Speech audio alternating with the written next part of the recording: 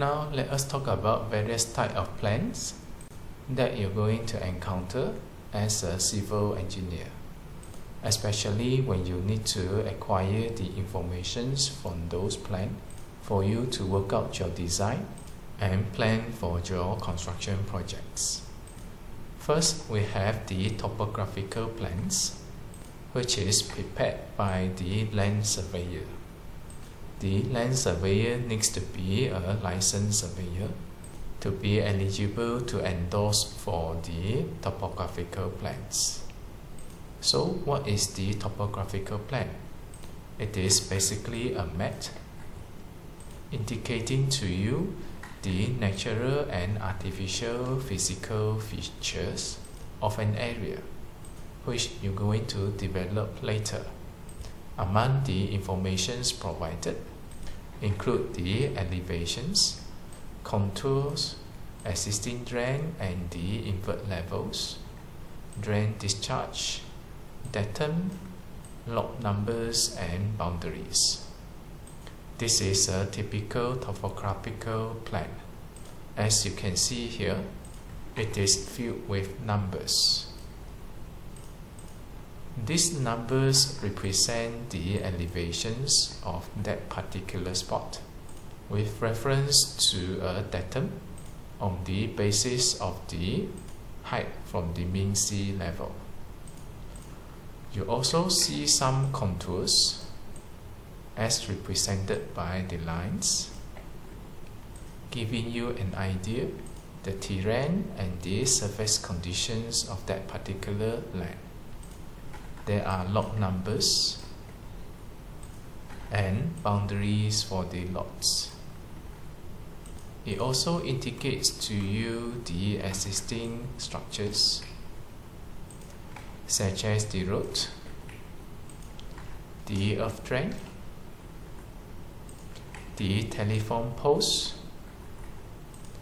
the lamp post, the existing culvert, and others.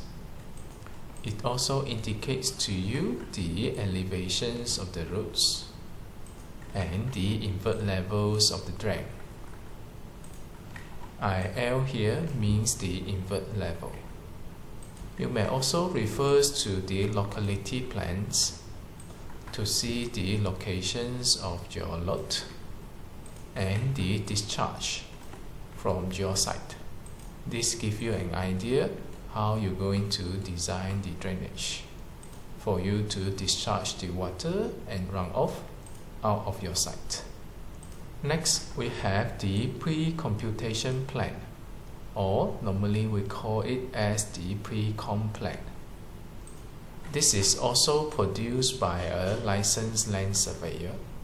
It shows you the boundary, the area, bearing, and distance of each lot. For example, this pre-com plan, you have the adjacent lot, the lot for the development, the bearings, the distance, the reference points for your lot, as well as the subdivisions of the lots, and etc. This is important for the contractor to pinpoint the exact locations on the site when come to the constructions. And then we have the State Planning Authority SPA approved plan. These plans are approved by the State Planning Authority SPA to be eligible for development. You need to get the approval of SPA before the commencement of the work, and whichever details shall be in accordance to the SPA approved plan. This SPA approved plan shall be valid for 24 months, which is equivalent to 2 years. Upon expiry of these durations, you will need to resubmit the applications to get the approval for you to commence the work. Among the informations provided include the site locations, lot numbers and boundary, site layout, which give you indications where are the buildings, the roads, access, grass verge, car park, substations, areas surrendered to the state, and etc. The numbers of buildings, car park, and other infrastructures. Next, there will be subdivision plan, or sometimes we call it draft plan. This is also prepared by the land surveyor, licensed land surveyor. This will need to get the approval from the land and survey department. It shows the parcels of land intended for individual cells. Among the informations available in the subdivision plan, there are locality plan, site plan, plot schedules, for example, plot numbers, types of buildings, numbers of stories, setback, areas, and etc. This is a typical subdivision plan. It looks alike to the pre-com plan, except that the pre-com plan focuses more on the bearings as well as the distance to accurately identify the locations of each point and each sublot. As for the subdivision plan, it indicates to you the numbers of sublot, and normally it is accompanied with the schedule, indicating to you the plot numbers, the type of the buildings, the numbers of stories, the functions of the building,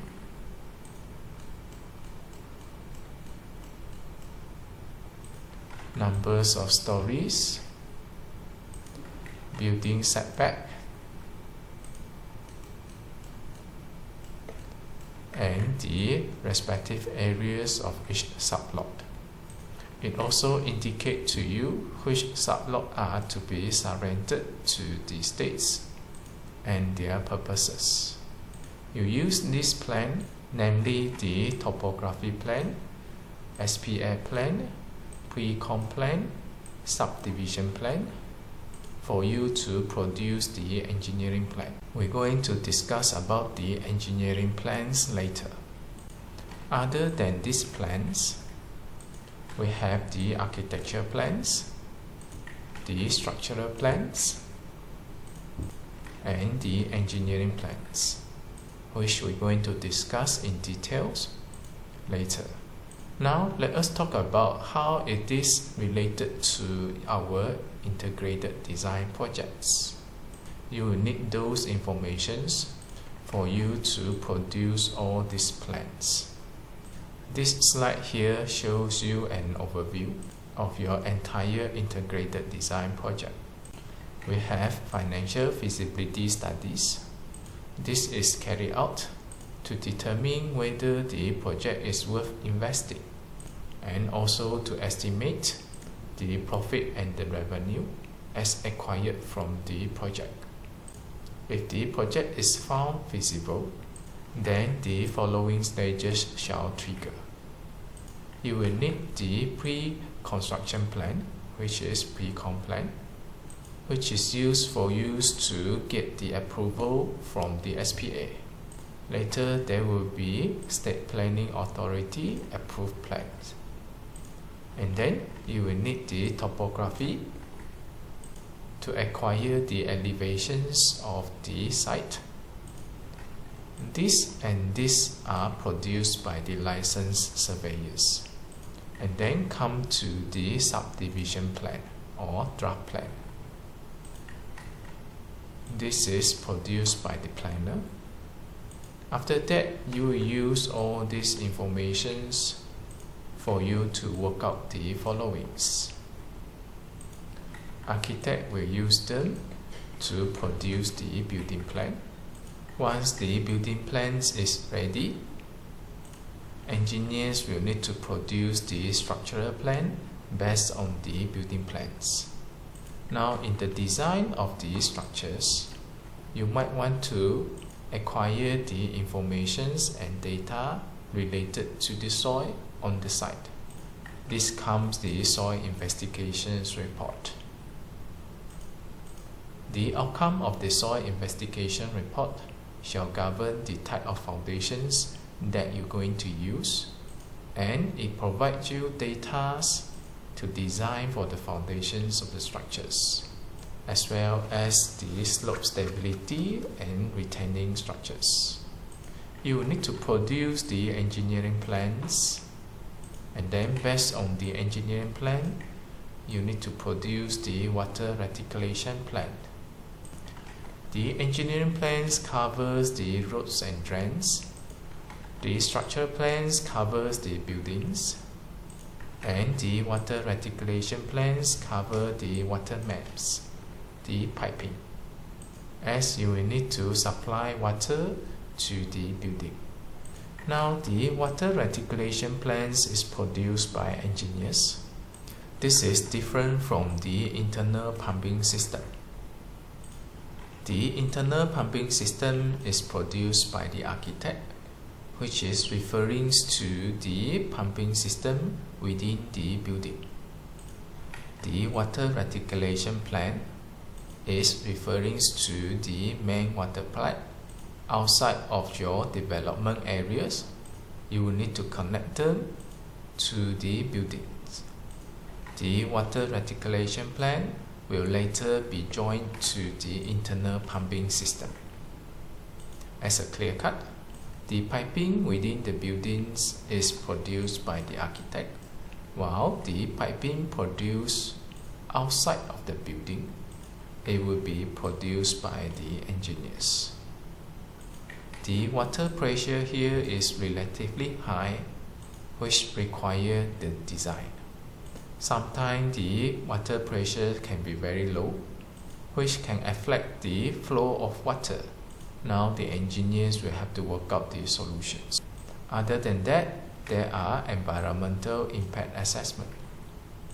This one is produced by the competent person, certified by Departments of Environment, which is administered by the Environment Institute of Malaysia.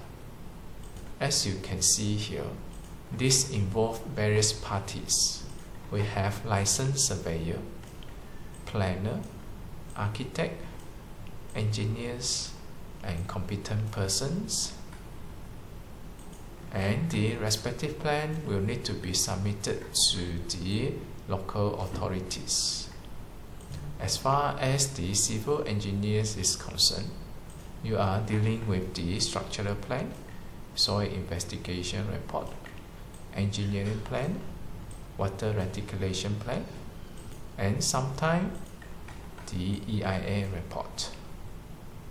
Now, the local authority include the local council, which can be the city council, municipal council, or district council, the land and survey, and the departments of irrigations and drainage.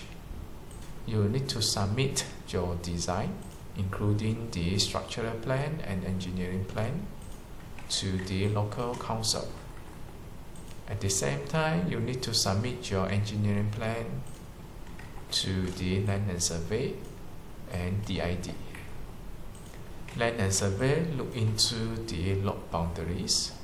Make sure your development is in accordance to what is approved by the SPA, and your development do not penetrate into the adjacent lot. As for the DID, they are looking into your drainage. How you're going to discharge the drain out of your construction site. This shows the relationship of different tasks that you need to deal with under a typical integrated design project for you to produce all these informations.